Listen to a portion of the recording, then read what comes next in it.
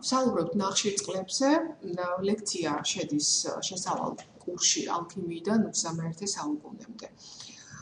ნახშირწყლები ყველას გაგვიგია ეს სიტყვა, არ არის ჩვენთვის უცხო და ყოველდღიურ ცხოვრებაშიც ჩვენ გვაქვს შეხება ნახშირწყლებთან, რადგანაც მათ მივირთმევთ, ანუ საკვები პროდუქტების შემადგენლობაში შედიან. ალბათ ისიც გაგიგიათ, რომ უფრო სასურველი, უფრო კარგი ჯანმრთელობისთვის, ჩვენი ორგანიზმისთვის არის ბუნებრივი ნახშირწყლები, რომლებიც შედიან ხილის და ბოსტნეულის შემადგენლობაში. რაც შეეხება სინთეზურად მიღებულ ნახშირწყლებს, რომელიც ასე გვიყვარს, მაგრამ ძალიან მავნეა ჩვენი ჯანმრთელობისთვის, რა თქმა უნდა, არ არის სასურველი, მე გულისხმობ ტკბილეულობას, შოკოლადებს, დამცხრებს და ასე შემდეგ. თუმცა, რა თქმა უნდა, ზომიერების დაცვის შემთხვევაში ძალიან დიდ ზიანს ალბათ არ მოგვიტანს. მაგრამ მაინც ბუნებრივია, უპირატესობა ჯობია, რომ ბუნებრივ ნახშირწყლებს მივანიჭოთ. რატომ დაერქვა ეს სახელწოდება? საიდან მოდის მათი ეს სახელწოდება? საქმე იმაში გახლავთ, რომ როდესაც პირველად შესწავლილი იქნა ეს ნაერთები, მეცნიერმა შმიდტმა აღმოაჩინა, რომ ისინი შედგებოდნენ ნახშირბადისგან, წყალბადისგან და ჟანგბადისგან. და თანაფარდობა წყალბადისა და ჟანგბადის იყო ისევე როგორც წყალში, ანუ 2:1-თან. და შესაბამისად, მან ესეთი სახელწოდება შეიმუშავა მათთვის ნახშირწყლები, ანუ ნახშირბად შეიცავდნენ, თანაფარდობა როგორც წყალთან ისე იყო და ასეთი სახელი მიანიჭა მან და შემდეგ ეს ისტორიულად შემორჩა და დღესაც ამ ორგანულ ნივთიერებებს ჩვენ ვიცნობთ როგორც ნახშირწყლებს. ძალიან მნიშვნელოვანი ბიოპოლიმერები არიან, მათი ნაწილის მოლეკულები ასევე მაკრომოლეკულებს წარმოადგენენ, ნაწილი მიკრომოლეკულები არიან. ბიოპოლიმერები ნიშნავს, რომ ეს დიდი მათი მაკრომოლეკულები შედგებიან მონომერებისგან, ისევე როგორც ცილები და ფუნქცია მათი არის ძალიან მნიშვნელოვანი. ეს არის ენერგეტიკული ფუნქცია, იმიტომ რომ ორგანიზმში მიმდინარე ნივთიერებათა ცვლის პროცესების ეს მთლიანი ნაწილი 55-60% ენერგიას მოიხმარს, რომელიც გამომუშავდება სწორედ ნახშირწყლების მეშვეობით. და გარდა ამისა, სტრუქტურული ფუნქცია მე მინდა თქვენ შეგახსენოთ ბიოლოგიური მემბრანის აგებულება, თქვენ გახსოვთ ალბათ ერთ-ერთი ადრეული ლექციიდან, ეს არის ბიოლოგიური მემბრანის თხევად მოზაიკური მოდელი და გარდა იმისა, რომ აქ შედის ძალიან დიდი ლიპიდური მატრიქსი, აქ შედის 3 ტიპის ცილა, აქ შედის აგრეთვე ეს ნახშირწყლოვანი წარმონაქმნი, რომელიც არანაკლებ მნიშვნელოვანი არის ბიოლოგიური მემბრანის სტრუქტურისთვის, ვიდრე ცილა. ასე რომ კიდევ ერთხელ დავაკონკრეტოთ, ნახშირწყლებს აქვთ ორი ძირითადი ფუნქცია. პირველი ეს არის ენერგეტიკული ფუნქცია და მეორე ეს გახლავთ სტრუქტურული ფუნქცია, რომელსაც ისინი ახორციელებენ ჩვენს ორგანიზმში. ძალიან საინტერესო ფაქტი არის, რომელიც ამერიკელმა მეცნიერებმა გამოითვალეს, რომ ადამიანი მთელი თავისი ცხოვრების მანძილზე მოიხმარს თურმე 1,3 ტონა ცხიმს, 2,5 ტონა ცილას, 75 ტონა წყალს და 17,5 ტონა ნახშირწყალს. ეს დიაგრამა სადღაც აქეთაც უნდა იყოს, აი თქვენ ხედავთ დიაგრამას, 1,3 ტონა ცხიმი, 2,5 ტონა ცილა, 75 ტონა წყალი და 17,5 ტონა ნახშირწყალი, ანუ ყველაზე დიდი რაოდენობით აღმოჩნდა, რომ ჩვენ მოვიხმართ ნახშირწყლებს. რაც შეეხება ნახშირწყლების კლასიფიკაციას, 3 ჯგუფი არის აქ წარმოდგენილი, თუმცა აკლია ერთი, რომელსაც ჩვენ აუცილებლად აღვნიშნავთ. პირველი ეს გახლავთ მონოსაქარიდები. მონოსაქარიდები უმარტივესი ნახშირწყლებია.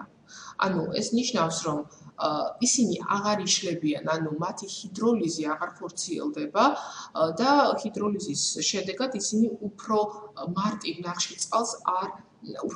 ნახშირწყლად არ დაიშლებიან. ნახშირბადის რაოდენობის მიხედვით, ანუ ნახშირბადის ატომის რიცხვის მიხედვით, ეს შეიძლება იყოს, როგორც ხედავთ, ტრიოზები, ანუ ნახშირბადის 3 ატომს შეიცავენ ისინი.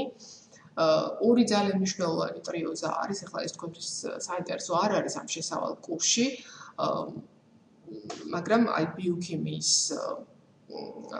საგნისთვის, ბიოქიმიის მეცნიერებისთვის ორი საკმაოდ მნიშვნელოვანი ტრიოზა არის, გლიცერალდეჰიდ 3 ფოსფატი და დიჰიდროქსიაცეტონ 3 ფოსფატი, რომლებიც ძალიან მნიშვნელოვან როლს თამაშობენ გლუკოზის სინთეზში ადამიანის ორგანიზმში და გლუკოზის სინთეზი აუცილებელი არის იმისთვის, რომ შემდეგ ის ჩაერთოს ATP-ის, ანუ ენერგიის სინთეზის რეაქციებში.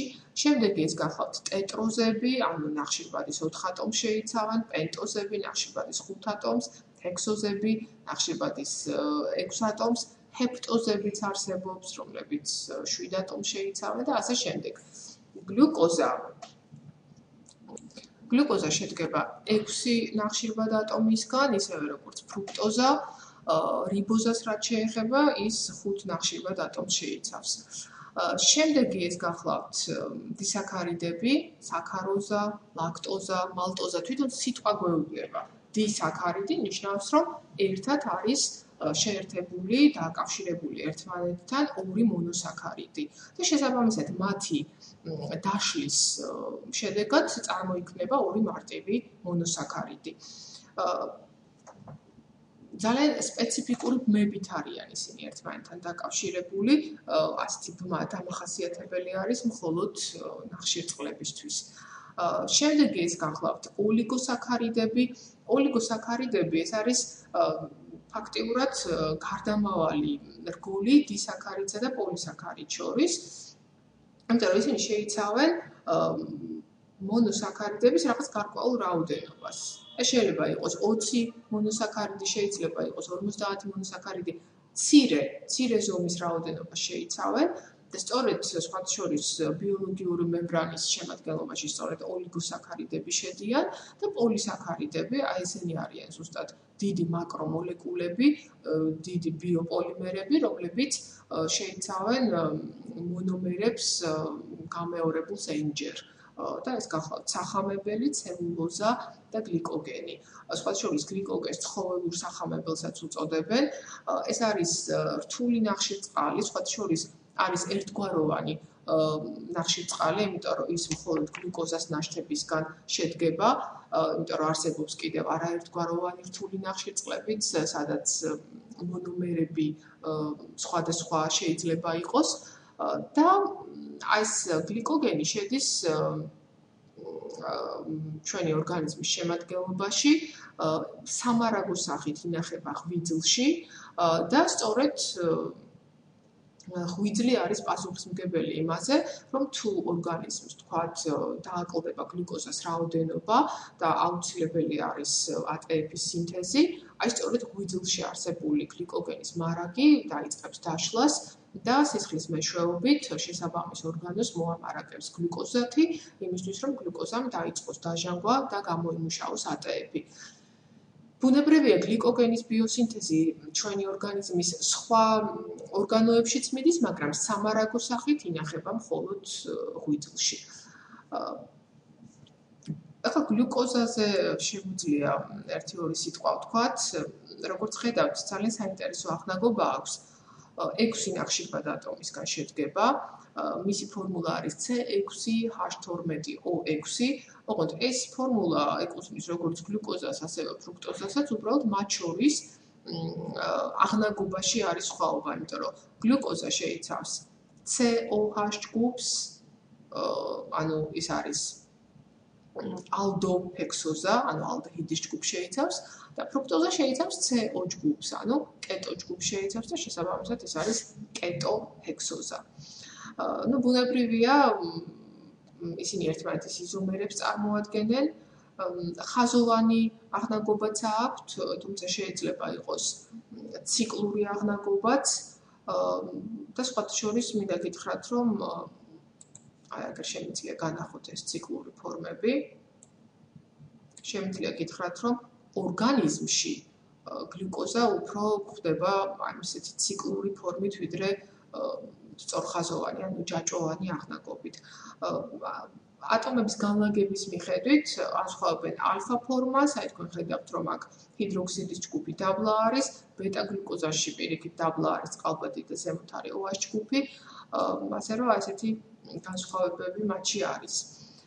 გლიკოზას ფიზიკურ და ქიმიურ თვისებებზე თუ ვისაუბრებთ, თეთრი ფერის ტკბილი გემოს წყალში ხსნადი ნივთიერება არის, დუღილის ტემპერატურა გახლავთ 156 ცელსიუს გრადუსი, პლუს ტმა 1802 წელს გლიკოზა ყურძნის წვენისგან გამოყო და ამიტომ მას მეორენაირად ყურძნის შაქარსაც უწოდებენ.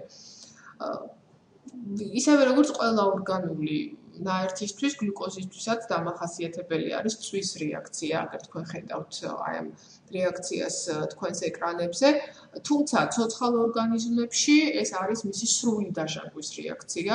რა თქმა უნდა, არ იფიქროთ, რომ გლიკოზა აი ეს ერთი მარტივი რეაქციით დაიჟანგება ჩვენს ორგანიზმში. ეს არის ძალიან რთული პროცესი, მიმდინარე საფეხურებრივად და თვითონ საფეხურს შესაბამისი ფერმენტი აჩქარებს, ჭირდება თავისი შესაბამისი პირობები, ასე რომ ეს საკმაოდ რთული პროცესია, რომელიც ყოველდღიურად მიმდინარეობს ჩვენს ორგანიზმში. აი ხლა მე ვზივარ ჩემს კომპიუტერთან და თქვენთვის წერამ ლექციას, თქვენ შემდეგ, როდესაც ამას მოусმენთ, დარწმუნებული ვწანდებოდეთ, რომ ჩვენს ორგანიზმში გლიკოზა აი ამ რეაქციას აუცილებლად განიცდის. საბოლოო პროდუქტები, მისიწვის, ეს არის ნახშირორჟანგი და წყალი. ანუ ის ძალიან მარტივ პროდუქტებამდე იჟანგება, ანუ მისი სრული დაჟანგვის პროცესი ხდება. მისი დამახასიათებელი, ანუ გლიკოზას დამახასიათებელი აღმოჩენ რეაქციასაც უწოდებენ. ძალიან ლამაზი რეაქცია არის, თქვენ ხედავთ ახლა თქვენს ეკრანებზე, ეს არის ვერცხლის სარკის რეაქცია. ანუ კოლბაში ათავსებენ გლიკოზას ხსნას და ვერცხლის ერთი ოქსიდის ამიაკურ ხსნარს. და შესაბამისად მე ამ კოლბას ათავსებენ გაცხელებულ წყლიან ჭიქაში და ძალიან მალე ამ კედლებზე, კოლბის კედლებზე გამოინექება რკინა თავისუფალი სახით და მოვერცხლავს ამ კოლბის კედლებს. ამიტომაც უწოდებენ მას ვერცხლის სარკის რეაქციას. გამოიყენება სარკეების, თერმოსების, აგრეთვე სახალხო სათამაშოების დასამზადებლად პრაქტიკაში. როგორ შეიძლება აღმოვაჩინოთ, რომ აი რაღაცა პროდუქტი, რაღაცა ხსნარი ნამდვილად შეიცავს გლიკოზას? ძალიან მარტივად. ჩვენ შეგვიძლია ავიღოთ ეს ჩვენი საკვლევი ხსნარი, გავაცხელოთ ის სპილენძის ჰიდროქსიდთან და იმ შემთხვევაში თუ სინჯარა მიიღებს მოწითალო შეფერილობას, ეს იმის უტყუარი მანიშნებელია, რომ აქ ნამდვილად არის გლიკოზა. რატო? იმიტომ რომ წარმოიქმნება სპილენძის ერთი ოქსიდი, რომელიც არის მოწითალო შეფერილობის. ამ ფორმით შეგვიძლიათ, რომ თქვენ განსაზღვროთ სიტყვაზე რომელიმე პროდუქტი შეიცავს თუ არა გლიკოზას. ამას ჩვენ ლაბორატორიაშიც გავაკეთებთ და თქვენ თვითონ ნახავთ. კიდევ ერთი რეაქცია დამახასიათებელი მისთვის ჰიდრირების რეაქცია. როგორც ხედავთ, ჰიდრირებში ანუ წყალბადის მიერთება ხდება და წარმოიქმნება 6 ატომიანი სპირტის სორბიტი. გლიკოზას დაჟანგვით კი წარმოიქმნება გლიკონის მჟავა. ახასიათებს აგრეთვე პოლიკონდენსაციის რეაქცია, ანუ მაღალმოლეკულური ნაერთების მიღება ხდება პოლიკონდენსაციის რეაქციით და შესაძლებელია გლიკოზას პოლიკონდენსაციით მიღებული იქნას სახამებელი და აგრეთვე პოლიეთილენის მიღება შეიძლება. ორგანიზმში გლიკოზა წარმოქმნის გლიკოგენს, ანუ ცხოველურ სახამებელს. კიდევ ერთი საინტერესო ცდა არის, ეს არის მცენარეში როგორ შეიძლება გლიკოზის შემცველობის დადგენა, ანუ შეიცავს თუ არა ეს მცენარე გლიკოზას. ასეთ მარტივ ექსპერიმენტს ვატარებთ, ვჭრით ფოთოლს, მწვანე ფოთოლს, როდინში დიდხანს გავსრესავთ დავუმატებთ გაცხელებულ წყალს დაახლოებით 80 გრადუსზე გაცხელებულს, რამდენიმე წუთით გავაჩერებთ და გავუფილტრავთ. შემდეგ უკვე სინჯარაში რამდენიმე მილილიტრი აი ფოთლის ექსტრაქტს მოვათავსებთ, წინასწარ მომზადებულ რეაქტივს დავუმატებთ და ვადუღებთ 10-15 წუთის განმავლობაში. რეაქციის შედეგად შეიძლება წარმოიქმნას ჯერ მოწითალო ფერის ნალექი და ეს ნიშნავს, რომ ფოთოლი გლიკოზას დიდი რაოდენობით შეიცავს და თუ გამოჩნდება, რომ ყვითელი ფერის ნალექი წარმოიქმნა, მაშინ ფოთოლში გლიკოზის კონცენტრაცია არის შედარებით მცირე. რეაქტივისთვის დაგჭირდებათ ლიმონჯავა ნატრიუმი, ნატრიუმის კარბონატი, რა თქმა უნდა, გამოხდილი წყალი უნდა დაემატოს მას და შაბიამის მარილი, ანუ სპილენძის სულფატის მარილი, აი რეაქტივების შერევა ხდება ერთმანეთთან და სწორედ აი ხსნარის დამატება ხდება ფოთლის ექსტრაქტთან. ჩვენ ამ ცდასაც გავაკეთებთ ლაბორატორიაში შეხვედრის დროს.